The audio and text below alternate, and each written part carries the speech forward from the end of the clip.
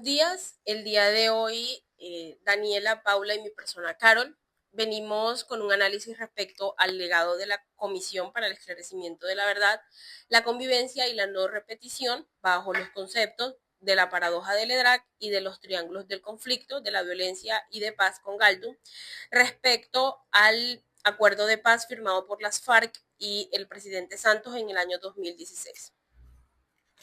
Gracias. El informe final de la CEP fue monumental, pero seamos sinceros, ¿realmente resolvió la contradicción central del conflicto? Galton situó allí la incompatibilidad de objetivos. La comisión reveló los patrones históricos de exclusión, inequidad y despojo de tierras. No obstante, mientras la élite política y económica se resiste a implementar las reformas profundas, esa contradicción estructural persiste.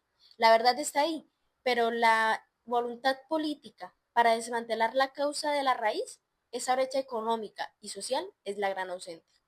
La CEP puede esclarecer el problema, pero no puede garantizar su solución, lo que la deja como un ejercicio de catarsis más que una transformación política efectiva. Ok, yo estoy de acuerdo en que la contradicción estructural sigue, pero no podemos ignorar el cambio en los comportamientos o la violencia directa. La CEP se centró en escuchar a las víctimas, a los responsables y a los terceros. El simple acto de recopilar 10.000 entrevistas y exponer los patrones de masacres, desplazamientos y violencia sexual es un cambio de comportamiento fundamental. Se pasó del silencio o la versión oficial al reconocimiento de la pluralidad de verdades. La verdad, al ser pública y reconocida, actúa como un shock que interrumpe la normalización de la violencia directa. Tengamos en cuenta que las actitudes son esa parte intangible del conflicto, son esos perjuicios, los estereotipos, y es donde se ve ese mayor valor para poder transformar la CEP. Y es que el informe y los actos de reconocimiento son esa invitación a poder cambiar la narrativa de guerra. También es un esfuerzo por humanizar a la víctima y deshumanizar al victimario, obligando a que nosotros como sociedad podamos mirar más allá de esa etiqueta de terrorista o de enemigo del Estado. Además que la comisión pues sentó esas bases para la despolarización del conflicto, que es un primer paso hacia esa cultura de paz. La violencia directa, como los asesinatos, las desapariciones, fue el objeto central de los testimonios, pues la CEP logró cuantificar y cualificar el horror, pero su verdadero aporte fue narrar el para qué de esa violencia. No solo se dijo qué pasó, sino cómo la violencia se utilizó como herramienta de control territorial y público y político, dándole voz a los más vulnerados. El peligro es que al enfocarse en la violencia directa, se corre el riesgo de subestimar la violencia estructural y la cultural. Galton nos enseña que estas son las más difíciles de erradicar. La SEP no tenía el poder coercitivo para desmantelar la estructura de impunidad o la desigualdad.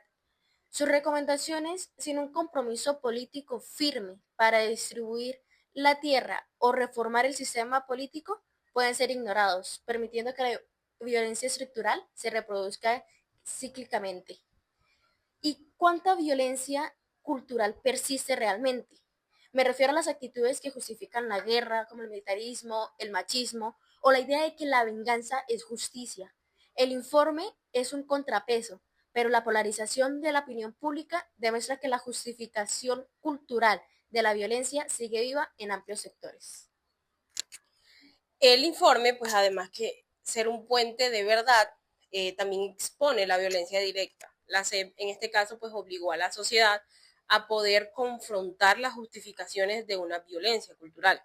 Al explicar los patrones, señaló que la violencia estructural es un mapa para esa ruta de transformación.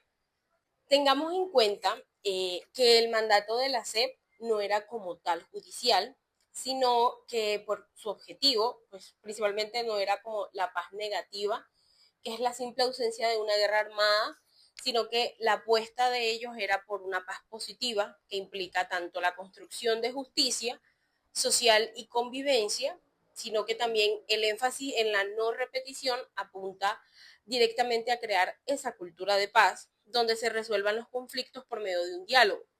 La SEP pues es un catalizador para la paz positiva que busca generar empatía y reconciliación a nivel social, más allá de unos acuerdos políticos. Aquí es donde entra la paradoja de Lederach, donde dice que para alcanzar una paz sostenible se requiere combinar el proceso de arriba hacia abajo con los procesos de abajo hacia arriba. La SEP logró movilizarse poderosamente a la base social, que lo podríamos llamar como lo de abajo, logrando un nivel de escucha y reconocimiento profundo en los territorios. Pero la resistencia al implementar las recomendaciones y el rechazo político de algunos sectores, como la parte de arriba, amenaza con romper la conexión si el de arriba ignora la verdad que reconoció el de abajo. La paradoja no se resuelve, sino que se agrava, la frustración y la desconfianza. Yo veo una paradoja de la verdad análoga a la de Lederach.